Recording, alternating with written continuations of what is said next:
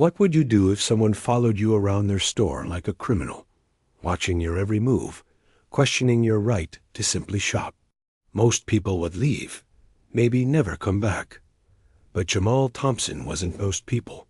When the owner of Thompson Electronics in downtown Atlanta made it clear that a young black man wasn't welcome in his store, Jamal didn't just walk away. He walked out with a plan that would take him 15 years to execute. This is the story of how one moment of racial humiliation became the catalyst for extraordinary success, and how sometimes the best response to discrimination isn't just proving them wrong, it's buying the building and becoming their landlord. In 2008, 19-year-old Jamal Thompson was just trying to buy a laptop for college when store owner Robert Mitchell decided that a young black man couldn't possibly afford expensive electronics. What followed was a masterclass in assumption, prejudice, and the kind of shopping while black experience that affects nearly 30% of black Americans, according to Gallup polling. But this story doesn't end with hurt feelings or angry social media posts. It ends with Jamal owning the entire strip mall where Mitchell's store operated and having the power to decide whether ignorance deserved a second chance. This isn't just another story about racism in retail, though those stories matter deeply. This is about what happens when brilliant minds channel the pain of prejudice into purpose, when discrimination becomes the fuel for dreams nobody thought possible. It's about the transformative power of economic empowerment and what it looks like when the person you underestimated returns with the deed to your building 15 years later. When Jamal Thompson walked back into that electronics store as the new landlord, he carried with him not just legal documents, but a profound question about justice, forgiveness, and what it really means to turn the other cheek in America. Jamal Thompson grew up in the old Fourth Ward of Atlanta, in a neighborhood where Dr. Martin Luther King Jr. once walked, and where the echoes of the civil rights movement still resonated through sweet Auburn Avenue. His grandmother, Dorothy Thompson, had been a seamstress who worked for wealthy white families in Buckhead during the 1950s and 60s, riding the city bus each morning to clean houses and care for children who would grow up with privileges her own grandchildren could only dream of. Dorothy raised Jamal after his parents died in a car accident when he was 8 years old. She instilled in him a deep understanding of both the obstacles black Americans faced and the power of quiet determination to overcome them. "Baby," she would tell him while he did homework at her kitchen table, "they're going to try to make you small. Your job is to dream so big they can't shrink you down to their expectations." Growing up in Atlanta in the 1990s and early 2000s meant witnessing a city in transformation. The 1996 Olympics had brought international attention and investment, but gentrification was already beginning to price out longtime residents. Jamal watched as his neighborhood changed, saw families who had lived there for generations forced to move as property values soared and new developments catered to younger, wealthier, and often whiter residents. The electronics store, where Jamal would experience his defining moment of discrimination, sat in a strip mall on Ponce de Leon Avenue, a corridor that represented Atlanta's complex racial and economic dynamics. Thompson Electronics had been owned by the Mitchell family since 1985, when Robert Mitchell's father started the business selling television repair services and basic consumer electronics. By the time Jamal encountered Robert Mitchell Jr. in 2008, the store had evolved into a full-service electronics retailer, competing with big box stores by offering personalized service and expertise. Robert Mitchell Jr. was a 42-year-old white man who had inherited both his father's business and his father's assumptions about who belonged in upscale retail spaces. Having grown up in suburban Marietta, Mitchell had limited meaningful interactions with black people outside of commercial transactions, and his understanding of black customers was largely shaped by stereotypes reinforced by media representations. and the occasional incidents with shoplifting that he attributed to racial rather than economic factors. The Atlanta of 2008 was still reeling from the economic recession that had hit working-class communities particularly hard. Unemployment rates among Black Americans were nearly double those of white Americans, and retail discrimination had become an increasingly documented phenomenon. Studies would later show that Black customers faced heightened scrutiny in electronics stores, where expensive items and commission-based sales created environments where assumptions about purchasing power directly affected treatment. Jamal, meanwhile, was preparing for his sophomore year at Morehouse College, the prestigious historically Black institution that had produced Dr. King, Spike Lee, and Samuel L. Jackson. He was studying computer science with a minor in business administration, already showing the analytical mind that would later make him successful in real estate investment. His grandmother had taught him to save meticulously, and between his part-time job at the college IT department, academic scholarships, and his grandmother's careful budgeting, he had saved enough money to buy his first laptop. The choice to shop at Thompson Electronics instead of a big box retailer was deliberate. Jamal believed in supporting local businesses, and he had researched the laptop he wanted online, but preferred to see it in person. Before making such a significant purchase, he had called ahead to confirm they had the model in stock and had brought cash to avoid credit card fees, decisions that would later seem ironic, given how his payment method was questioned. At 19, Jamal was already showing signs of the entrepreneurial thinking that would define his future success. He had started a small computer repair business in his dorm, helping classmates with technical problems for modest fees. He understood technology, had clear ideas about what he needed in a laptop, and approached major purchases with the kind of research and preparation that reflected both his scientific training and his grandmother's lessons about making every dollar count. The day that would change his life began like any other shopping trip. Young college student with saved money and specific needs, walking into a store where he expected to be treated like any other customer. He had no way of knowing that Robert Mitchell Jr. had already decided, before Jamal even spoke, that this interaction would be different from others.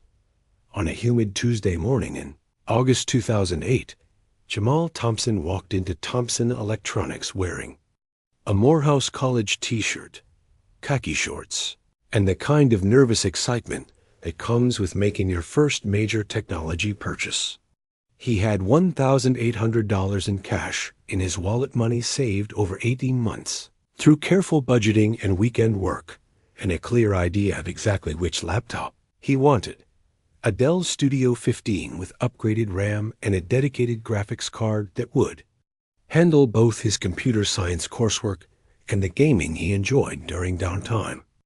The store was quiet except for the hum of display televisions and the quiet conversation between Robert Mitchell Jr. and an older white customer examining cameras near the front counter. Jamal headed directly to the laptop section, having researched the store's layout online, and began examining the Dell models on display. Within 2 minutes of entering, Jamal noticed Mitchell approaching. "Can I help you find something?" Mitchell asked, but his tone carried an undertone that Jamal immediately recognized, the kind of helpful but wary voice that suggested he was more interested in monitoring than assisting. "I'm looking for the Dell Studio 15, Jamal replied politely. "I called earlier to make sure you had it in stock." Mitchell's expression shifted slightly. "Oh, that's a pretty expensive machine. Are you looking for something more budget-friendly? We have some refurbished models that might be better for students." The assumption stung, but Jamal maintained his composure. "Actually, I'd like to see the Dell Studio. I've done my research, and I know exactly what I need." What followed was a masterclass in retail discrimination disguised as customer service. Instead of showing Jamal the laptop he requested, Mitchell began steering him toward older, cheaper models. These Acer units are really popular with college kids, Mitchell said, gesturing toward laptops that cost half as much as what Jamal wanted. More realistic for someone your age. When Jamal persisted in asking about the Dell Studio, Mitchell's behavior became more overtly suspicious. He began following Jamal closely as he moved through the store, positioning himself so that he could see everything Jamal touched or examined. When Jamal picked up a display model to examine its keyboard, Mitchell quickly intervened. "Please don't handle the merchandise unless you're seriously considering a purchase," Mitchell said, though Jamal had watched him allow the previous customer to extensively handle cameras without any such warning. The situation escalated when Jamal directly asked to purchase the Dell Studio 15. Mitchell's response revealed the full extent of his assumptions. "That's an $1,800 laptop. Do you have a credit card? We need to run credit checks on purchases over $1,000. This was a lie. Jamal would later learn that the store had no such policy. Credit checks were only required for financing, not cash purchases. But Mitchell assumed that a young black man couldn't possibly have $1,800 in cash, and that any credit card he presented would be declined or fraudulent. "I'm paying cash," Jamal said simply, pulling out his wallet to show the bills he had carefully organized and counted that morning. Mitchell's reaction was immediate and revealing. Instead of apologizing for his assumption, he became more suspicious. "That's a lot of cash for someone your age to be carrying around," he said. "Where did you get that kind of money?" The question hung in the air like a slap. Jamal felt the familiar weight of having his entire existence questioned, of being asked to justify not just his ability to make a purchase, but his right to possess the money he had legally earned and saved. The implication was clear. A young black man with cash was automatically suspicious. "I saved it," Jamal replied, his voice steady despite his growing anger. "I work, I go to school, and I saved my money to buy a laptop. Is that a problem?" Instead of backing down, Mitchell doubled down on his suspicions. "I'm going to need to see some identification," he said, "and I want to verify this isn't counterfeit money." This was when Jamal realized he wasn't just experiencing poor customer service. He was being criminalized for having money while black. Mitchell was requiring verification procedures he didn't impose on other customers, questioning the legitimacy of legal U.S. currency and treating a college student like a potential criminal. But Mitchell wasn't finished. He called over his assistant manager, a young white woman named Sarah, and spoke loudly enough for other customers to hear. "We need to check this cash and verify this customer's story before we can process this sale." The use of the word story was particularly devastating. Jamal wasn't a customer anymore. He was a suspect whose narrative needed verification. Sarah looked uncomfortable, but followed Mitchell's lead, examining Jamal's driver's license with unnecessary scrutiny and asking questions about his address, his school, and his employment. Other customers began to notice the commotion. Jamal felt the familiar sensation of being turned into a spectacle, of having his personal business examined publicly, while white customers moved through the store without such scrutiny. A middle-aged black woman near the television display made eye contact with him and shook her head slightly in a gesture of solidarity and recognition. She had been there too. The final humiliation came when Mitchell announced that he would need to call the bank to verify that Jamal's cash was legitimate before completing the sale. This was not a real procedure. Currency authentication doesn't involve calling banks, but Mitchell was performatively demonstrating his suspicion for everyone to see. "You know what?" Jamal said quietly, putting his money back in his wallet. "I'll take my business elsewhere." As he turned to leave, Mitchell called after him, "Next time, maybe bring a credit card like normal people." The phrase "normal people" echoed in Jamal's mind as he walked out of the store. Normal people, people who belonged. People whose money wasn't questioned, whose presence wasn't criminalized, whose right to make purchases wasn't contingent on proving their humanity first. Standing in the parking lot, Jamal felt a combination of rage, humiliation, and something else, a cold determination that he would later recognize as the moment his life's trajectory changed. He looked back at the store, at the strip mall, at the signs advertising various businesses, and made a decision that seemed impossible at the time. He would be back, not as a customer seeking approval, but as an owner with the power to decide who belonged and who didn't. Mitchell had just created his own future landlord, though he would need 15 years to realize it. That evening, Jamal bought his laptop at Best Buy, where he was treated like any other customer. But the purchase felt hollow compared to the plan that was already forming in his mind, a plan that would transform his pain into purpose and his humiliation into the foundation of extraordinary success. The rejection at Thompson Electronics became a defining moment that Jamal Thompson carried with him through every class, every exam, and every late-night study session for the remainder of his college career. But rather than letting the humiliation fester into bitterness, he channeled it into an almost obsessive drive to understand the mechanics of wealth building and property ownership. That fall semester, Jamal changed his minor from general business to real estate development. He began devouring books about commercial property investment, studying the careers of Black entrepreneurs who had used real estate to build generational wealth. He learned about a G. Gaston, who had created a business empire in Birmingham by identifying needs that segregation created, and about recent success stories like Janice Bryant Howroyd, who built a billion-dollar staffing company by focusing on underserved markets. The research revealed a pattern that both inspired and frustrated him. Many successful Black entrepreneurs had been motivated by experiences of discrimination to create their own opportunities.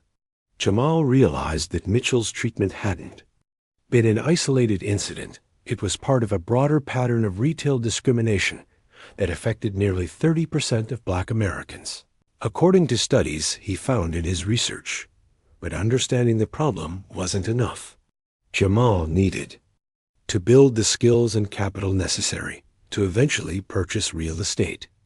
During his junior year, he started working for a local property management company, initially doing basic maintenance and tenant coordination.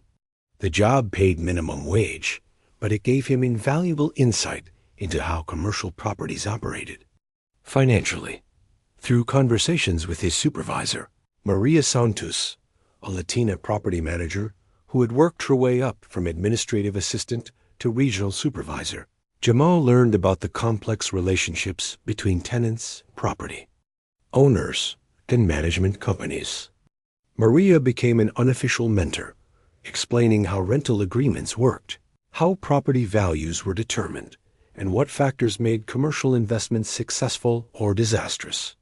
The biggest mistake people make, Maria told him during one of their conversations while inspecting a problem property, is thinking real estate is about buildings. It's about cash flow. Everything else is just details. Jamal began applying this cash flow analysis to every property he encountered, including the strip mall where Thompson Electronics operated. He researched the ownership records, tax assessments, and rental rates for comparable properties in the area. What he discovered was both encouraging and daunting. The property was owned by an aging investor who had purchased it in the 1990s and was likely approaching retirement. It was potentially available for purchase, but at a price that seemed impossibly high for a college student working part-time. During his senior year, Jamal made a decision that many of his classmates thought was insane.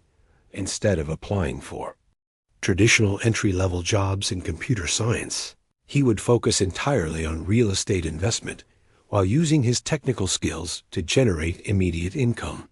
He graduated from Morehouse in 2010 with a computer science degree, but immediately enrolled in evening classes. To obtain his real estate license, the timing was actually perfect, though it didn't feel that way at the time. The 2008 financial crisis had created opportunities in real estate for investors with cash and knowledge, but it had also made traditional employment more difficult.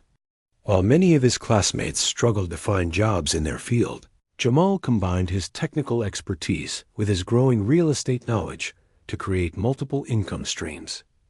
He started a technology consulting business, helping small businesses set up computer networks and websites. The work was challenging but lucrative, allowing him to charge $75 to $100 per hour for skills that most small business owners desperately needed but couldn't find affordably elsewhere. More importantly, many of his clients were real estate professionals agents, property managers, and small-scale investors who needed better technological systems.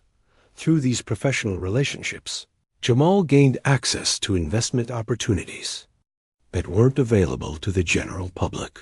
He learned about properties before they were formally listed, got inside information about neighborhood development plans, and most crucially, began building relationships with lenders who specialized in commercial real estate. His first real estate purchase came in 2012, a small duplex in East Atlanta that needed significant renovation. Jamal used his technical skills to research comparable sales, his growing construction knowledge to accurately estimate repair costs, and his business relationships to secure financing that most first-time investors couldn't access. The property cash flowed from day one and appreciated significantly as the neighborhood gentrified. But even as his investment portfolio grew, Jamal never forgot about Thompson Electronics. Every few months, he would drive past the strip mall, noting changes in the tenant mix, observing customer traffic, and tracking any signs that the property might be coming available for sale. He maintained detailed financial projections for acquiring the property, updating his analysis as his capital and borrowing capacity increased.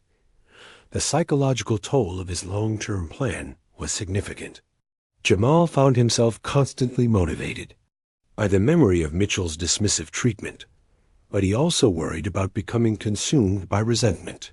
He began seeing a therapist, Dr. Angela Washington, a black woman who specialized in helping entrepreneurs manage the stress and trauma that often motivated their success. "What you're doing is transforming pain into purpose," Dr. Washington told him during one of their sessions. "But you need to make sure you're building something positive, not just trying to prove someone else wrong." This insight helped Jamal refine his long-term goals. Yes, he wanted to own the strip mall where he had been humiliated. But more importantly, he wanted to create opportunities for other black entrepreneurs and demonstrate that economic empowerment was the most sustainable response to discrimination. By 2015, Jamal owned 6 rental properties and had established himself as one of Atlanta's rising young real estate investors. His technology consulting business had evolved into a full-service IT company with 12 employees. He was financially successful by any measure, but the strip mall remained out of reach. The aging owner wasn't ready to sell, and the asking price had continued to increase with Atlanta's booming economy. Everything changed in early 2023 when Maria Santos, who had become a close friend and informal business partner, called with news that would make Jamal's 15-year plan suddenly achievable. The phone call that changed everything came on a rainy February morning in 2023. Maria Santos, now a regional property manager overseeing commercial properties across Atlanta, had news that made Jamal's heart race. The strip mall containing Thompson Electronics was finally going up for sale. The owner, Mr. Patterson, is 83 and moving to assisted living, Maria explained. His family wants a quick sale, and they're not interested in dealing with retail investors or complicated financing. They want cash, they want it fast, and they're willing to price it below market value to get it done. Jamal had been preparing for this moment for 15 years. His real estate portfolio now included 27 properties across Atlanta. His IT company employed 42 people, and his net worth had reached levels that 19-year-old Jamal could never have imagined. More importantly, he had the cash reserves and lending relationships necessary to move quickly on a commercial acquisition. But first, he needed to see the property with his own eyes, not as a humiliated teenager, but as a serious investor with the power to change everything. Walking through the strip mall with Maria and the listing agent, Jamal felt the surreal weight of returning to the scene of his defining trauma as a potential owner. Thompson Electronics was still operating, though it looked tired and dated compared to the modern electronics retailers that had emerged over the past decade. Through the window, he could see Robert Mitchell Jr., now graying and heavier, helping a customer with a television purchase. The financial analysis was straightforward. The strip mall generated approximately $420,000 in annual rental income from 8 tenants, including Thompson Electronics, which paid $4,200 monthly for their 2,800 square foot space. The asking price of $3.2 million represented a reasonable cap rate of about 13%, especially considering the potential for rent increases and the prime location on increasingly valuable Ponce de Leon Avenue. But for Jamal, this wasn't just about cap rates and cash flow. This was about completing a circle that had begun with humiliation and would end with empowerment. He made an all-cash offer of $3.1 million with a 30-day closing period. The Patterson family accepted immediately, eager to complete the sale and settle their father's estate quickly. Jamal's attorney handled the paperwork while he wrestled with questions that went far beyond real estate investment. What would he do with this power once he had it? How would he handle the responsibility of being Mitchell's landlord? Would he be tempted by revenge, or could he find a more constructive path forward? The closing took place on March 15, 2023, in a downtown Atlanta law office. When Jamal signed the final documents and received the deed to the property, he owned not just the building where he had been discriminated against, but also the power to determine whether Mitchell's business would survive and thrive. His first decision was to visit Thompson Electronics, not for revenge, but for conversation.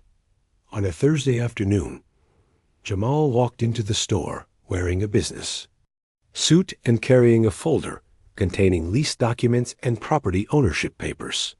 Mitchell was behind the counter, working on inventory, and looked up as the door chimes announced a customer. The recognition wasn't immediate. 15 years had transformed Jamal from a teenager into a confident 34-year-old businessman. But when Jamal introduced himself, the color drained from Mitchell's face. "Mr. Mitchell, I'm Jamal Thompson. I was in your store about 15 years ago, trying to buy a laptop. You questioned whether my money was legitimate and suggested I wasn't a normal customer.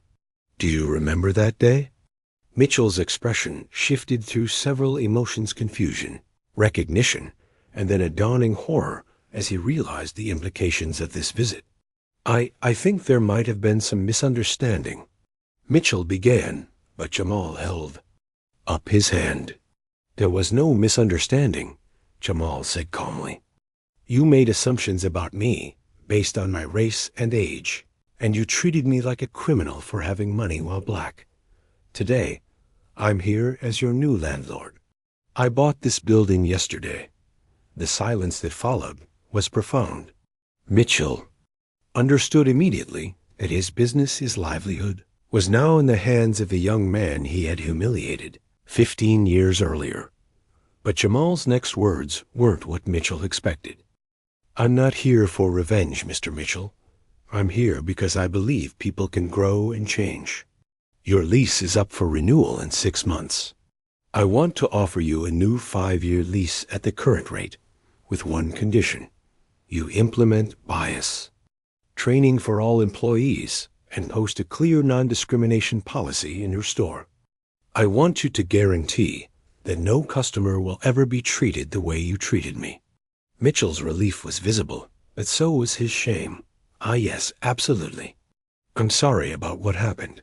I was wrong. Apologies are a start, Jamal replied. But actions matter more than words. This is your chance to prove that people really can change.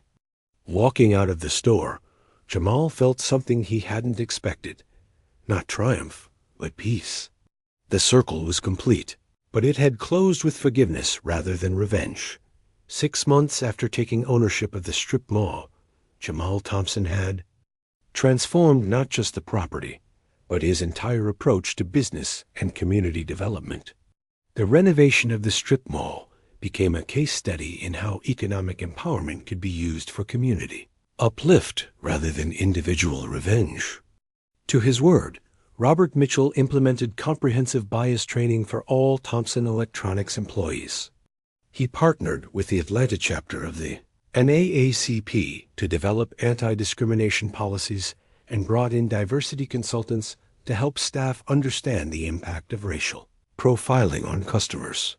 Mitchell also began participating in local small business association meetings focused on inclusive retail practices, sharing his own story as a cautionary tale about the business costs of discrimination. The transformation wasn't just symbolic. Mitchell's revenue increased by 23% in the year following the policy changes, as word spread through Atlanta's Black professional community that Thomson Electronics had become a genuinely welcoming space. The store began attracting customers who had previously avoided it, and Mitchell discovered that treating all customers with respect wasn't just morally right, it was economically smart. Jamal's approach to property management reflected his broader philosophy about economic justice. Rather than maximizing short-term profits, he focused on creating stable, affordable commercial spaces for diverse business owners. When 2 retail spaces became available, he actively recruited Black and Latino entrepreneurs, offering favorable lease terms and mentorship to help them establish successful businesses. One of the new tenants was LaShonda Williams, a young Black woman who opened a bookstore and community space called Turning Pages. LaShonda had experienced her own struggles with retail discrimination when trying to secure commercial leases in other parts of the city. Under Jamal's ownership, she found not just affordable rent, but also a landlord who understood the additional challenges facing minority business owners. Mr. Thompson didn't just give me a space, LaShonda explained during the bookstore's grand opening. He gave me a chance to build something meaningful in a community that supports Black-owned businesses. The strip mall's transformation attracted attention from local media and urban development experts. Jamal was featured in Atlanta Business Chronicle as an example of how Black entrepreneurs were using real estate investment to create generational wealth while strengthening their communities.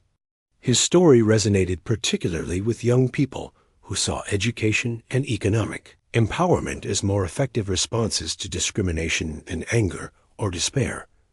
But the impact extended beyond just one property. Jamal used his success to establish the Thompson Foundation for Economic Empowerment, a nonprofit organization that provides microloans and business mentorship to minority entrepreneurs.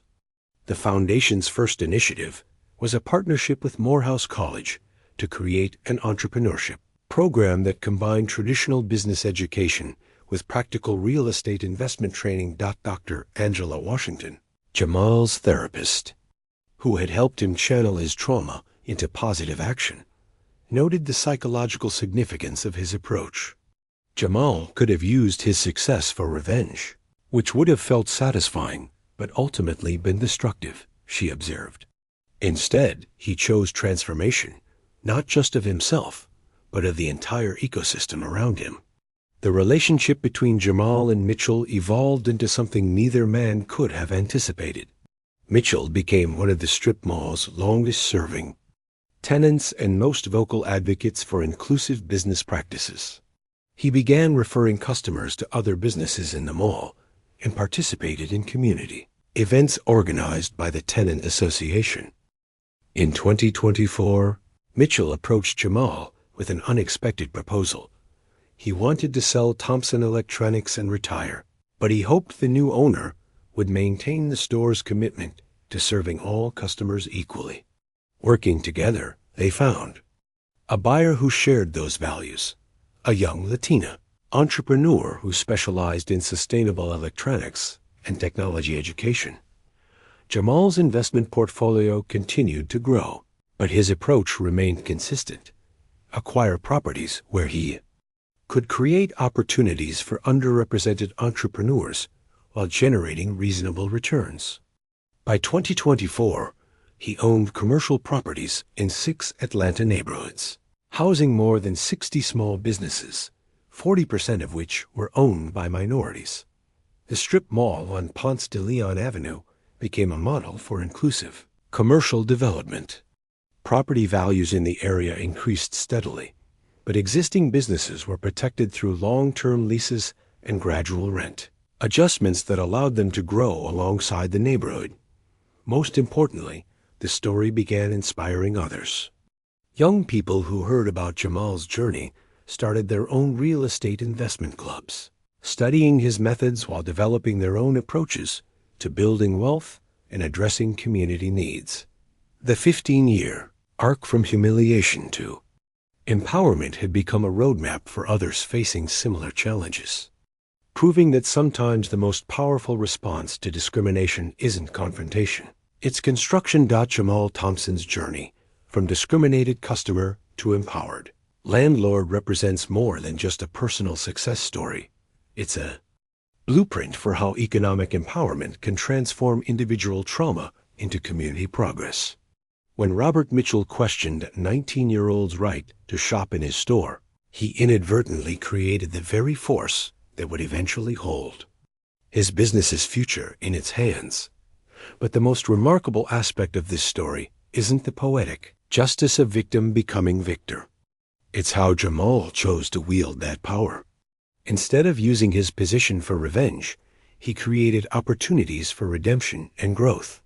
Instead of repeating the cycle of exclusion, he built systems of inclusion that benefited everyone, including the man who had wronged him. This approach offers profound lessons for addressing racism in America. While legal remedies and social activism remain crucial, economic empowerment provides a complementary strategy that creates lasting change through ownership, investment, and community development. When Black Americans control real estate, businesses, and capital, they can create environments where discrimination becomes not just morally wrong, but economically disadvantageous. Jamal's story also demonstrates the transformative power of channeling pain into purpose. The humiliation he experienced could have led to bitterness, avoidance, or resignation. Instead, it became the motivation for 15 years of disciplined wealth building that ultimately created opportunities for dozens of other entrepreneurs. Today, when young people face discrimination in retail environments, and research shows that nearly 30% of Black Americans still experience unfair treatment while shopping, they have more than just legal recourse or social media outrage. They have a roadmap for building the economic power necessary to change the systems that enable discrimination. The strip mall on Ponce de Leon Avenue stands as testament to a simple but revolutionary idea. Sometimes the best response to being told you don't belong isn't to go away, but to buy the building and decide who gets to stay.